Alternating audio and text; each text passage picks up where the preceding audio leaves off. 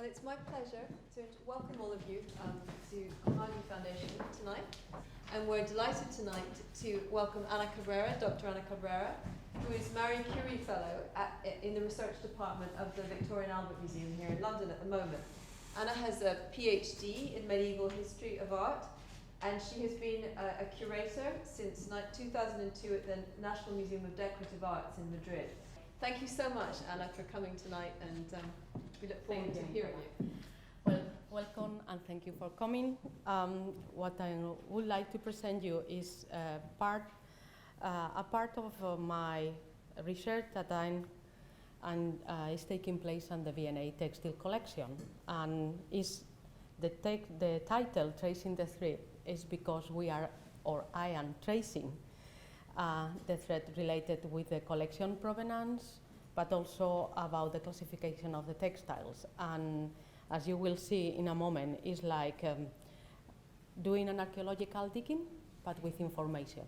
So the Interwoven project is funded by the European Union. It's the first Marie Curie project on the V&A, and has two main aims or purposes. The first one is the relation between the V&A and the Madrid Museum in where I work during almost 15 years, but also the textiles, and specifically the textiles from Spain, and how these textiles were acquired by the V&A, how these textiles were classified, and what we can now, with the new maybe techniques or methodology, know about the textiles.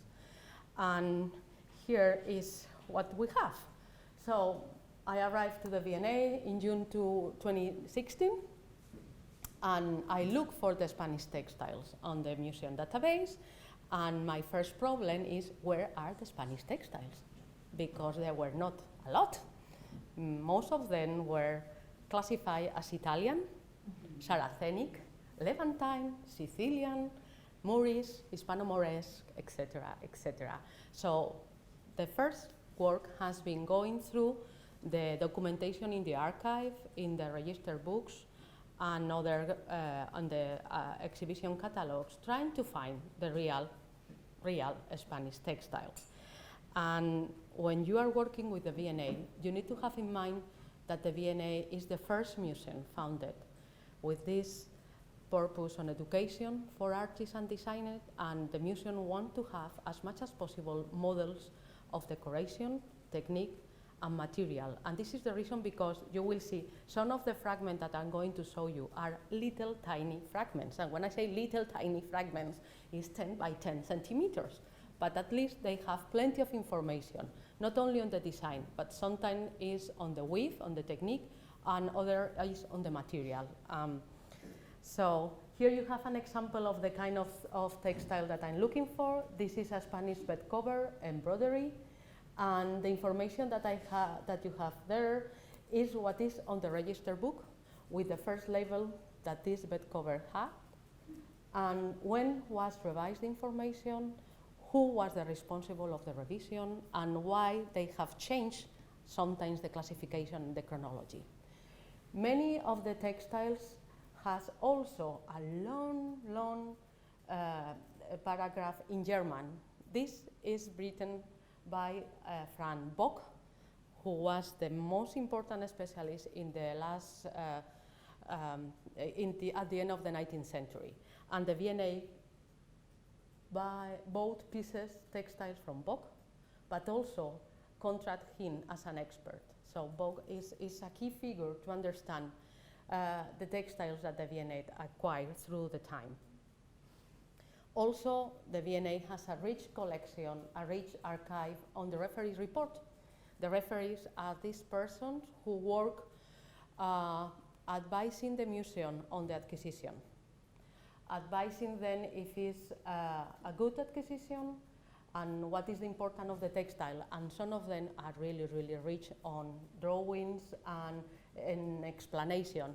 This information, in addition with the accession record information and the book German paragraph, you have the state of the art of the late 19th century about textile history. And it's really, really amazing, the remarkable the information that you will find. Also, you have reports written by William Morris, Riano, that a Spanish referee, but also by Wallis and other very important designers, artists, and art historians of the moment.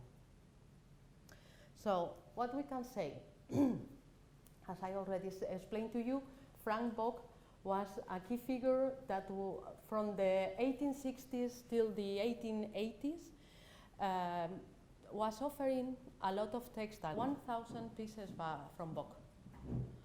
And he was canon, meaning a Catholic priest on the Aachen Cathedral, and so he has a big access and free access to many different churches and church treasuries. And thanks to this access, Canon Bock was able to collect an amazing and a remarkable collection on medieval textiles and early modern textiles related with the ecclesiastical vestment, because as a priest, he wants to study the textiles related with the ecclesiastical vestment. Unfortunately, most of the information is in German, but the V&A provided English translation of his catalog, so it's really, really good. So during 1860, 1863 till 1818, Canon Bock was offering textiles to the V&A. Sometimes the V&A acquired the same textile twice, but they were displayed in a different way, so the V&A have problems to know if they were the same textile or not. And what kind of textiles we are talking about? So you have here these textiles, Nasri period. This is the first Iberian textile from the medieval period that was acquired by the V&A. What is interesting is that, as you see, the kind of information that we can have on the files from the V&A is that maybe this fragment was the cape of a sculpture of the Virgin Mary in Florence. So this gives us an information about the functionality of the piece, but also of the possible provenance, and how was possible that Bock bought a piece on Florence, because he traveled a lot. He traveled to France, Italy, North Africa, Egypt, Near East, Turkey, etc. And in all these places, he has access to the churches. He cut fragments from textiles. He collects, he classifies, and when he has a lot, they offer not only to the V&A, but also to the new museum, as the Applied Museum in Vienna, Cluny Museum in Paris, Brussels Museum. So at the end, most of these museums share the same textile. So you can find, as you will see in my presentation soon, you can find the same textile in different museums. Also, you have this piece that we are very interesting, is that from the point of view of the weave, we have the selvage, and the selvage give you an idea of the provenance in a way that not other technical details give you. So the selvage is formed by 3 or 4 thick cords of linen, and is related with the early medieval textile from Iberia. So even if this textile has been classified as Byzantine, according to Bock in 1863 as from Palermo, 13th century, the piece possibly is from Iberia. How Bock present the pieces sometimes are really tiny, and when I say really tiny, you have there the 1.5 centimeters, so this is something like 20 centimeters high. And because it's so tiny, they present the textiles with these watercolors or drawing, trying to explain the envelope of the decoration, because this is a museum for education. So they want to present as much as possible information for the public. So this is a very interesting textile, possibly from Iberia again, 12th century, in a compound twill, that give you an idea of the different qualities that we can find in the Iberian textiles, from very rich and very colorful textiles to some that has been classified as a damask, but are compound twill. So move to another important collection are the textiles acquired to the German directors of the Textile Museum of Crefeld. Crefeld is a city near to the frontier between Netherlands and Germany, and is the textile museum of Germany there. The reason because it's on Crefeld is because Crefeld has an important textile production, and they create at the around 1850s also a textile school. Related to this textile school was the foundation of the museum, and the two first directors were Jacob Kraus and Paul Schutze, both also textile collectors, art dealers, weavers, and director of the textile museum. So they again they sold a lot of textiles to the V&A. Fragments, and I have highlight the fragments because they have this kind, also these watercolors that sometimes it's difficult to know where is the textile, so if you have a photo. Thanks to them, the V&A has a close relation with the Bode or Kunstgewerbe Museum of Berlin, because they acquired textiles to the Berlin Museum, and after that, this acquisition, they sold partially fragments of the same textiles to the V&A. And sometimes it's difficult when you have these tiny fragments to know exactly what is the function, which kind of textile we have. But when you have, as the V&A, complete pieces, you can match. This fragment is possibly part of this nursery hanging, so well known on the 15th, 16th century or post-nursery. The interesting thing is that this one is from the treasury of the Church of St. Mary in Gdansk, Danzig in Poland. So the Spanish textiles travel so far north, and this is a very interesting data that I have now. Unfortunately, the Crefeld Museum archive was destroyed in the Second World War, so we don't have the documentation from Crefeld.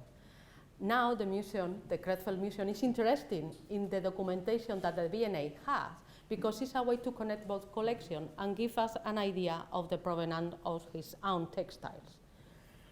Another interesting fact that happened in the 19th century, when all these textiles were spread through the collection and were published and were displayed on the international exhibition and on the museum, was the publication of catalogs. This publication of early catalog, as early as 1875, have an interesting effect.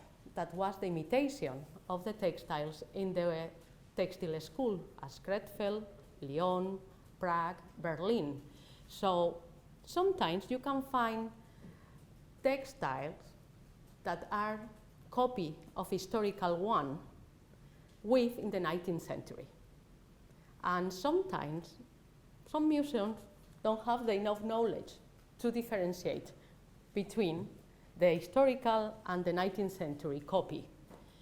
I'm not calling that fakes, because are not fakes, are copies. And you know to have in mind that in the 19th century, with the historicism currents, these kind of copies were really, really appreciated in the art market, but also in the decoration of the houses. So you can find sometimes rooms with really amazing Genoese damask of the 16th century reproduction of this 16th century Genoese damask. Well, John Charles Robinson, the first art curator of the V&A, I think that don't have any presentation for you, but as you know, he traveled a lot in 1863, 1865, 1879 to Italy, Spain, and Portugal. And he collected and bought a lot. Sometimes were buying through the V&A funds, others he bought for his collection.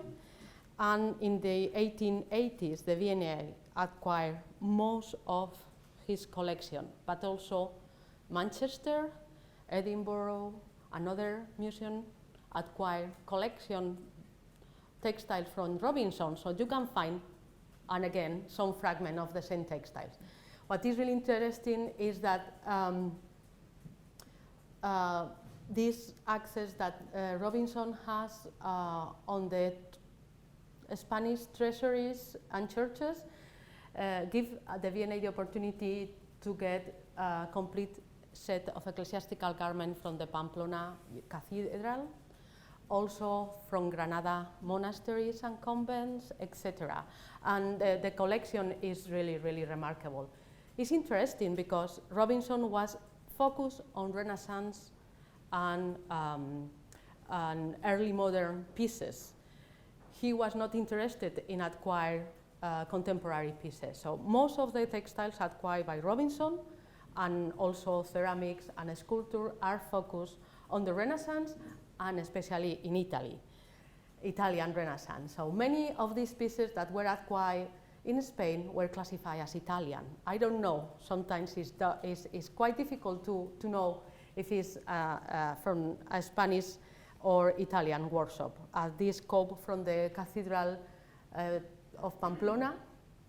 Also, you have this really an interesting orfrey that when you turn the orfrey, you will see the design. So sometimes you need to have a design to create an embroidery or a textile. And the only way is to have the design beforehand.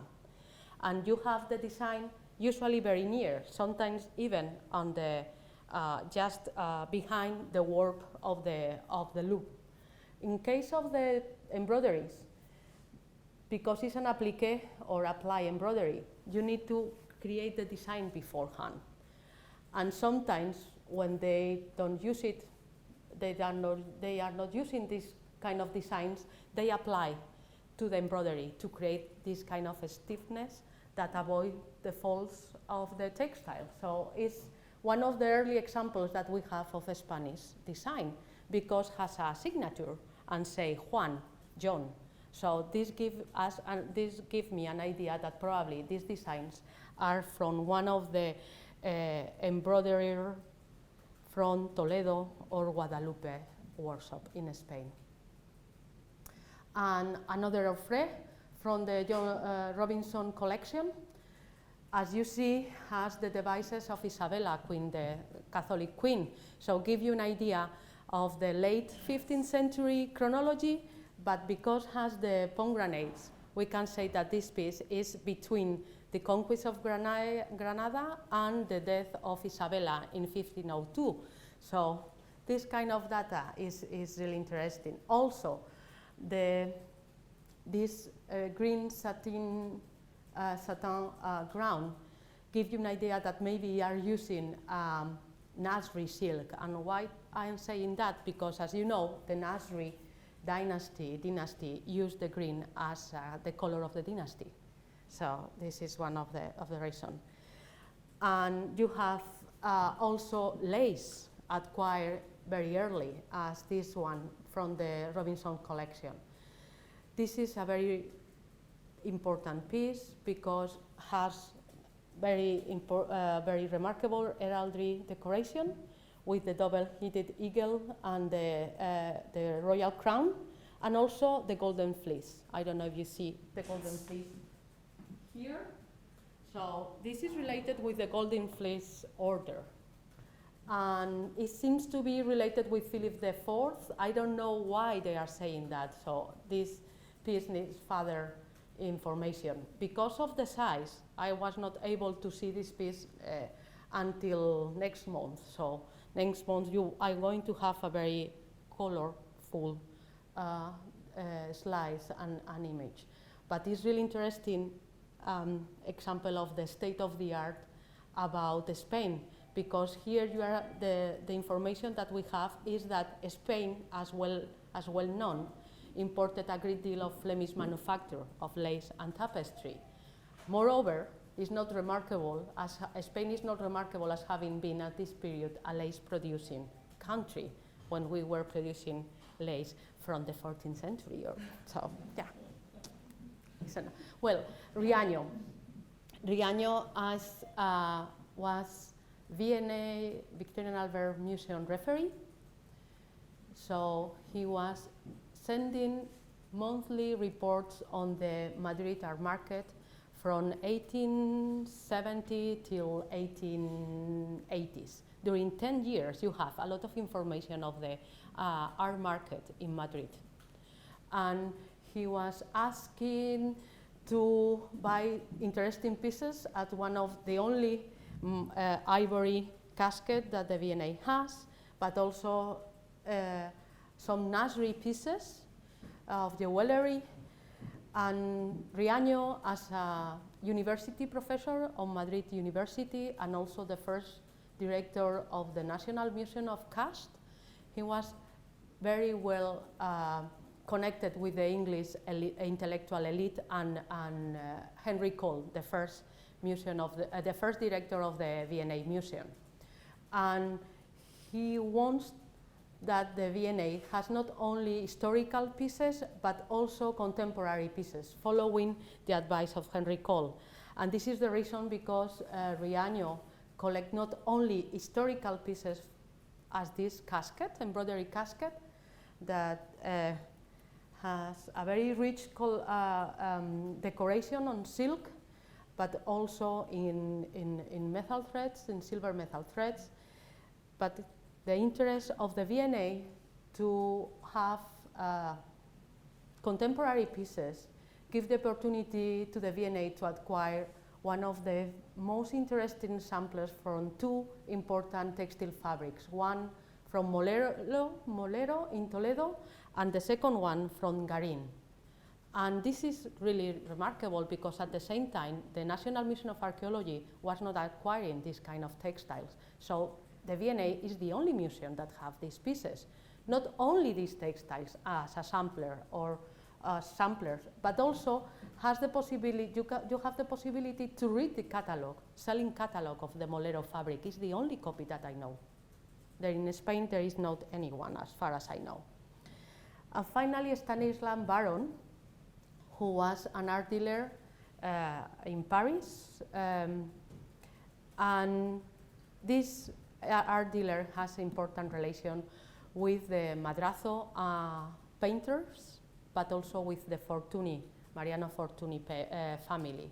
And this is the reason because the V&A, but not only the V&A, the Hispanic Society of America acquired a huge several number of medieval textiles, but also very interesting pieces of ecclesiastical garments. And as you see, for example, William Morris wrote a report saying the collection is interesting on the acquisition of 1893.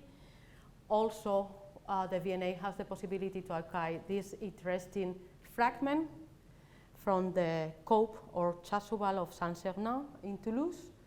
And having these tiny fragments give you the opportunity to study very closely the weave and have the possibility also to classify as a possible Iberian or North African, depending, workshop of the late 12th, early 13th century that belong to this piece. This is the piece that is on Toulouse Cathedral. And the V&A has the possibility to have this little tiny fragment that, if you realize, belong to the last row over there. So this puzzle is really really interesting, as you will see in a moment. Also, the V&A has fragments from the the vestments or robes that were from the Felipe, the Castilian prince that was buried in Villalcázar de Sirga. The complete robes are on the Arqueológico Museum in Madrid, the National Museum of Archaeology in Madrid. And you see all these tiny little holes now are bigger because V&A has one piece, also Brussels, Cluny, Metropolitan Museum of New York, Hispanic Society in New York, etc., etc. So now, if we put all the pieces together, maybe we are going to have a very good idea of the cope, the size of the cope at the Archaeological Museum in Madrid. So we are just coming to the turn of the century. We are now on the 20th century, and we have, again, another important collector and archaeologist, Robert Forer, who lived in Strasbourg in France, and he had some archaeological excavation in Egypt because he is really, really interested in the documentation of the silk industry from late antiquity till the 18th century. So for this reason, Robert Forer collects Japanese, Chinese, medieval silk textiles, but also from late antiquity. And from 1890s till 1920s, he offers to the V&A around 1,200 textiles. And you have, this is from the V&A archive, you have a nice photo of his collection in Strasbourg. All these panels are full of little tiny fragments of textiles. And the V&A, another museum, acquired the complete panels. And these textiles, these fragments were organized following decoration, materials, or techniques, the same way as the V&A has his own, the textiles. One piece that I really want to study further is this velvet that, as you see, has the selvages, so give you technical information. That also is embroidery, and the embroidery is having some kind of combination of features because the centers, the middle medallion is very close to the medallions that are on the Mamluk metalwork, but the border and the decoration around the central medallion is very close to the Spanish carpets. So you have a combination of elements that is very typical of these late medieval and early modern period textiles that you cannot say for sure if it's a Spanish or Egyptian or North African production. But I think that the study of the raw materials and the study of the weave in comparison with other pieces could help us to support possibly the classification as a Spanish or North African. Again, a fragment from Forer that is related to the cope in the Burgos Cathedral from the Condestables Chapel. And this is not a fragment from this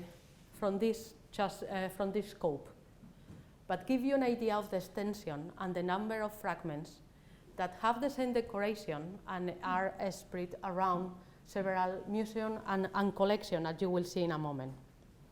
From the 1910s, First World War, the number of textiles from the V&A collection become fewer and fewer, possibly because also in Spain, the worries about how much of this heritage was leaving the country create a movement against that. And also the Spanish government has different acts against the leave of the cultural heritage as early in the late 19th century, but also in early 20th century, we have what is called Heritage Act, not allowing that this piece leave the country. So what happened is that Stanislav Baron, Robert Forer have a really important pieces that began to be bought by other collection because in Spain they cannot buy and export the pieces. And this is a fragment from the Spanish Gallery.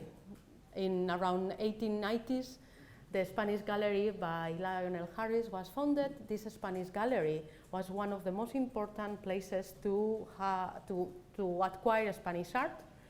And again, this fragment is very interesting because you have the selvages again, this kind of linen thick cords that create a really an area that fixes the decoration, and you have a complete piece from the National Museum of Decorative Arts in Madrid, but give you an idea of these important pieces.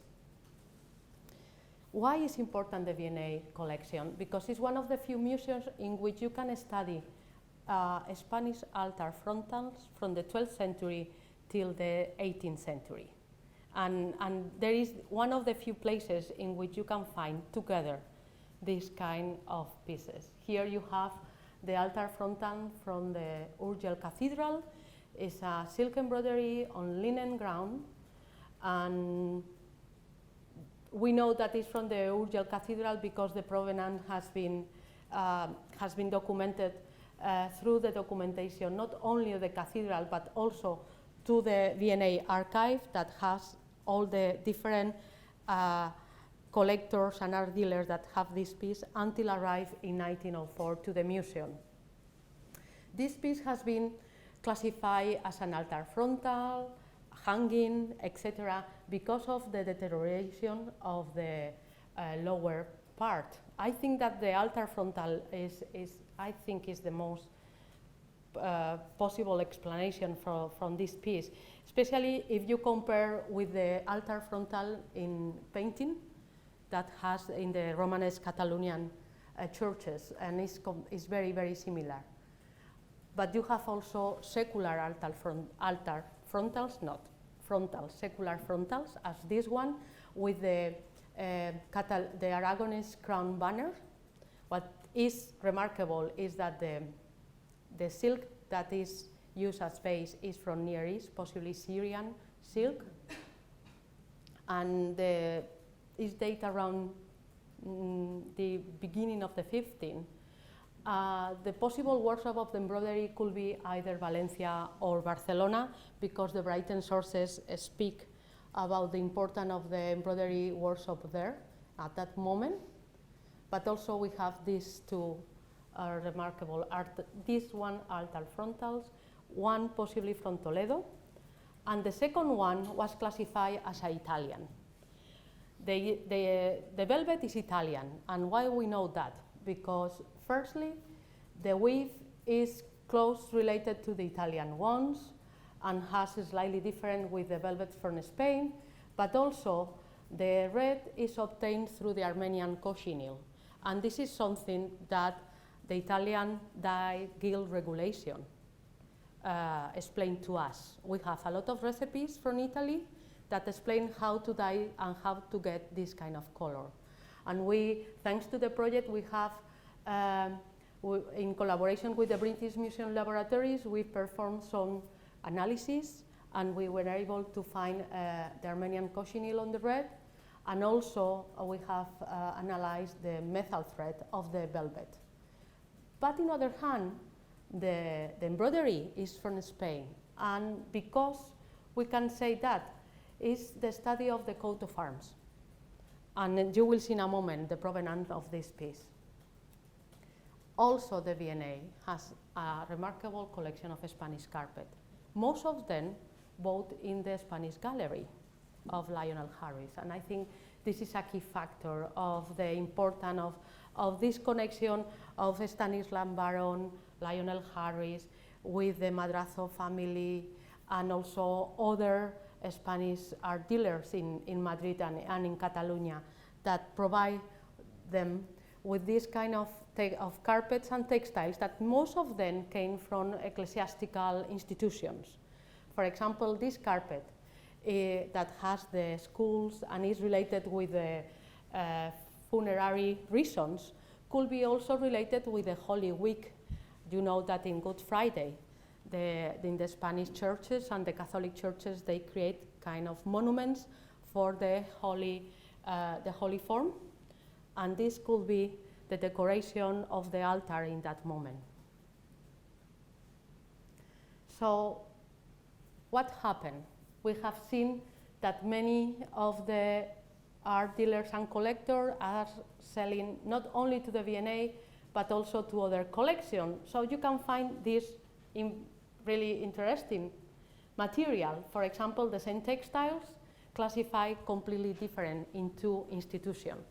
At the V&A, this is a Near East, 13, mid-15th century. Meanwhile, the copper Hewitt is classified as a Spanish 16th century. And why? Because the copper Hewitt has the collection that is acquired in 1902 by John Pierpont Morgan, J.P. Morgan, was acquired to a Spanish collector, Miquel Badia. Most of the textile acquired to Miquel Badia arrived to New York and after arrived to the copper Hewitt because J.P. Morgan donated to the copper Hewitt Museum. Because came from Miquel Badia, the copper Hewitt has assumed that most of the textiles are from Iberia. I cannot say that.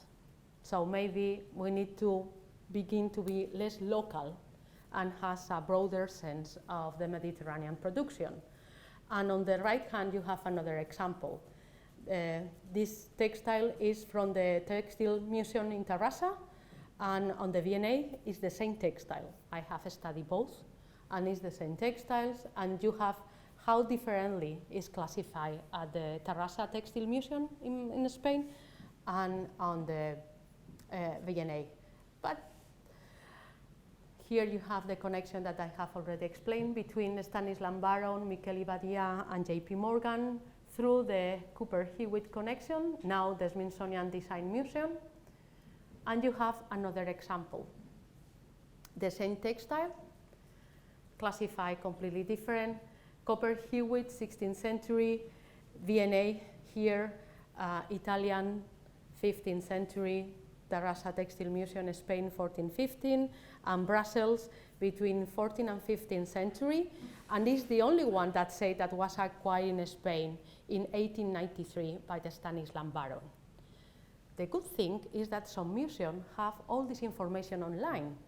So we can now begin to collect all this information and try to put together and compare the differences and why one museum decided that is from this period and this provenance, another from this period and this provenance. And most of this information is because the first information that gave the art dealer or museum curator to the textile. And here you have another nice example. This textile, unfortunately, is not Spanish. It's from Syria or Iraq, from the 8th or 9th century. The complete piece is at France in the Sens Cathedral. And the V&A has this fragment, and the copper Hewitt has the other fragment. If you see, the V&A and copper Hewitt match. You just need to put this, and it's coming here. And all these fragments are from the middle of the piece.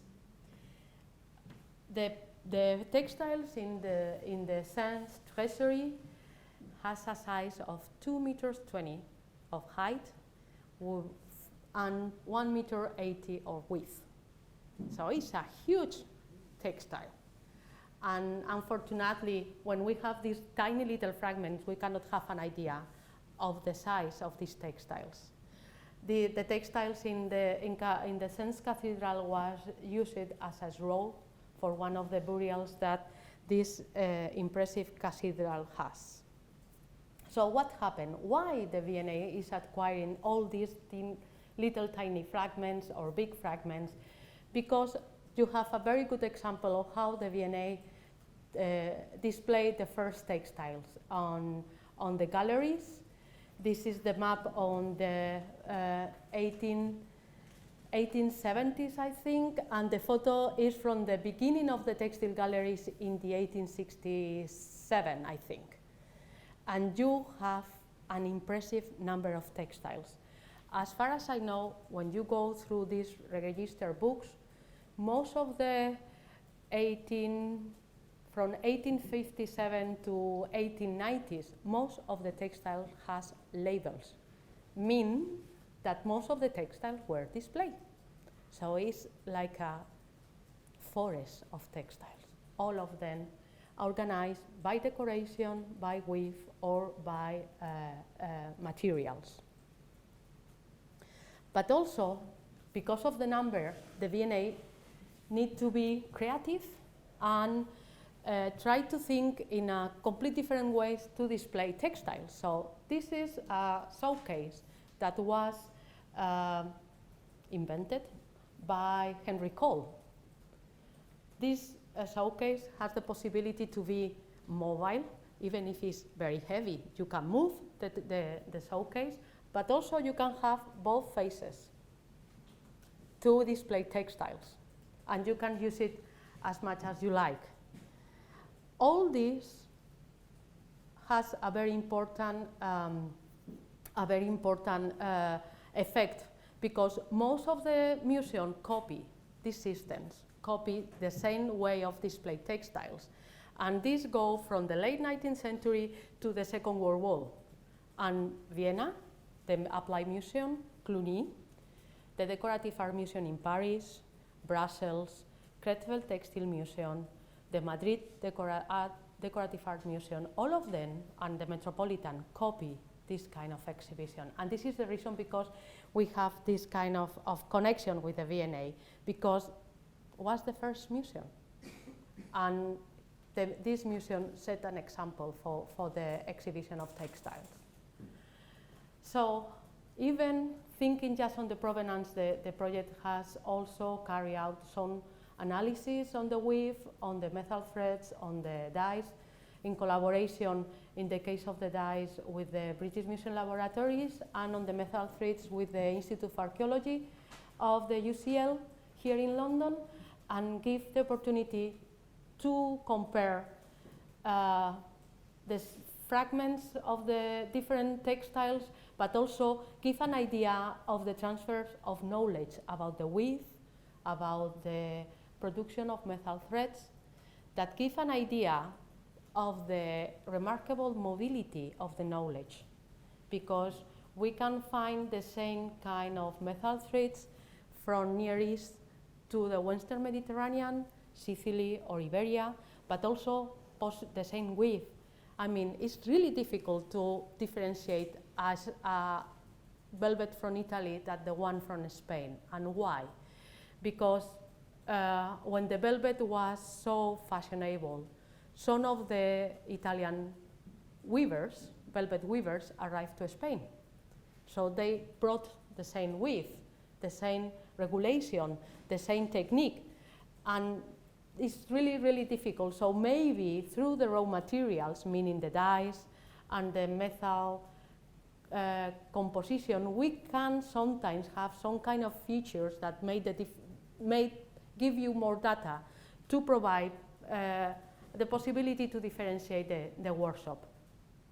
But also it's important to have in mind that we have a lot of information on the early publication.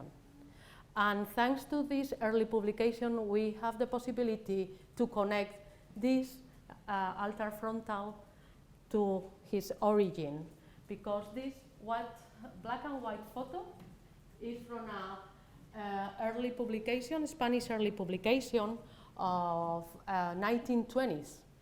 And this was took in Casbas, in the Pyrenees, in Huesca. And we know now that this complete set of ecclesiastical vestments that now are at the V&A came from a convent in Casbas. And also give us the opportunity to go through the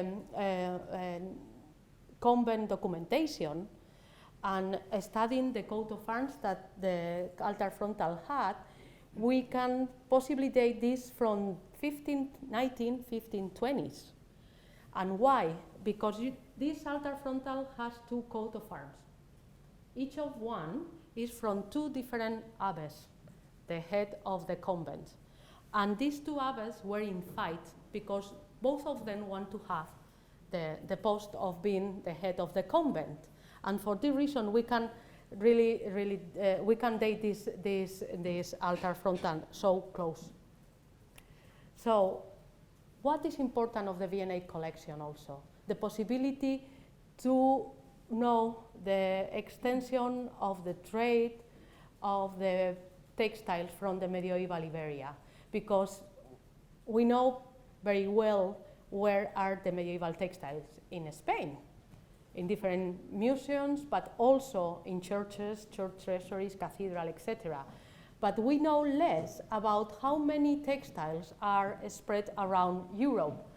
And thanks to the information that we have in the V&A, we can trace until Poland. So it's quite north, and this is amazing. But also give you an idea of the importance of, in the early period of the V&A, of the Spanish material. Has been studied the German material, meaning the German object, and the importance of the Italian decorative arts, but never before has been studied the Spanish one. And the possibility of this project is try to highlight the importance of the Spanish textiles on the core of the V&A collection, but also we are going to have the opportunity to study not only the textiles, but also, and I want to finish with that, other materials, thanks to this conference that will take place next June on the V&A. Thank you very much.